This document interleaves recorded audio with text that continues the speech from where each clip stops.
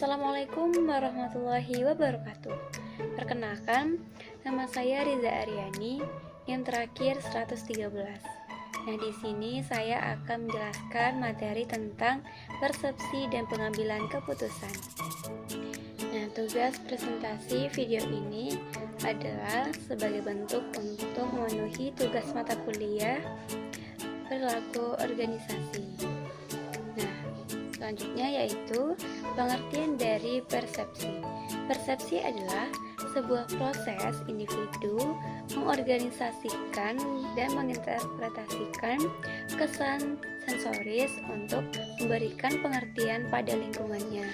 Kemudian persepsi penting bagi perilaku organisasi karena perilaku orang-orang didasarkan pada persepsi mereka tentang apa realita yang ada dan bukan untuk mengenai realita itu sendiri. Nah, kemudian faktor yang mempengaruhi persepsi itu adalah yang pertama faktor-faktor dalam pengamat. Nah, seperti sikap, motif, minat, pengalaman, dan juga harapan. Kemudian ada juga faktor-faktor dalam situasi, yaitu seperti waktu, pengaturan, kerja, dan lingkungan sosial.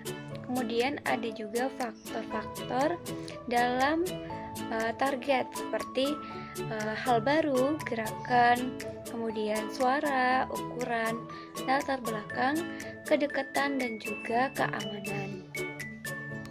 Nah, kemudian ada juga teori atribusi.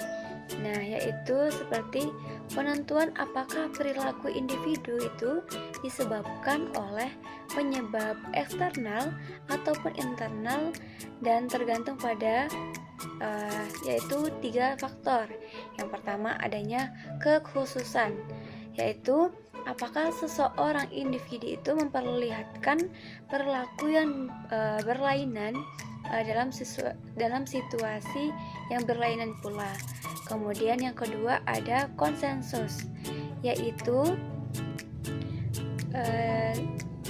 jika setiap orang yang menghadapi situasi serupa bereaksi dengan cara yang sama. Kemudian konsistensi. Nah, apakah maksudnya konsistensi ini yaitu apakah seseorang memberikan reaksi yang sama dari waktu ke waktu.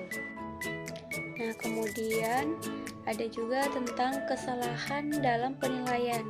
Nah, kesalahan dalam penilaian ini dapat terjadi pada hubungan fundamental ataupun fundamental attribution error.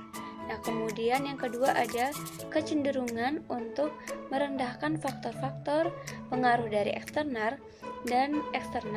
dan meninggalkan faktor-faktor pengaruh internal. Nah, kemudian ada bias pemikiran diri sendiri. Nah, kemudian ada juga kecenderungan bagi individu untuk menghubungkan keberhasilan mereka dengan faktor internal, sementara menyalahkan faktor eksternal jika terjadi kegagalan pada dirinya.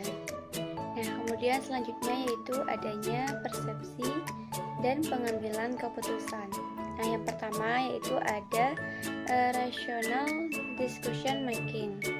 Nah, proses ini yaitu pengambilan keputusan yang sistematis dan logis. Dalam pendekatan ini, individu ataupun kelompok mengumpulkan informasi terlebih dahulu, kemudian menganalisis opsi yang tersedia, kemudian mengevaluasi konsekuensi dari setiap pilihan berdasarkan kriteria tertentu. Nah, kemudian yang kedua itu ada bounded rationality. Nah, konsep ini itu yang diperkenalkan oleh Herbert Simon yang menyatakan bahwa dalam pengambilan keputusan itu, individu itu seringkali terbatas oleh keterbatasan kognitif dan informasi. Kemudian yang ketiga ada institution,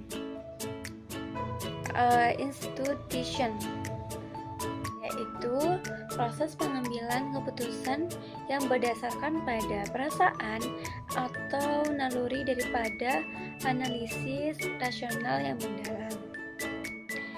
selanjutnya yaitu pengaruh pada pengambilan keputusan, yaitu ada perbedaan dari individu sendiri maupun batasan dari organisasi. Nah, yaitu pada perbedaan individu yaitu terdapat kepribadian, ada gender, kemampuan mental, dan juga perbedaan budaya. Nah, sedangkan pada batasan organisasi yaitu adanya sistem evaluasi kinerja, kemudian sistem imbalan, kemudian adanya peraturan, kemudian ada waktu dan juga peristiwa di masa lalu. Nah, perbedaan dari kedua tersebut akan ataupun dapat kita lihat bagaimana cara-cara ataupun hal-hal yang merupakan perbedaan antara individu sendiri ataupun ketika kita di dalam sebuah organisasi. Nah, mungkin sekian presentasi yang dapat saya sampaikan. Kurang lebihnya saya mohon maaf. Wassalamualaikum warahmatullahi wabarakatuh.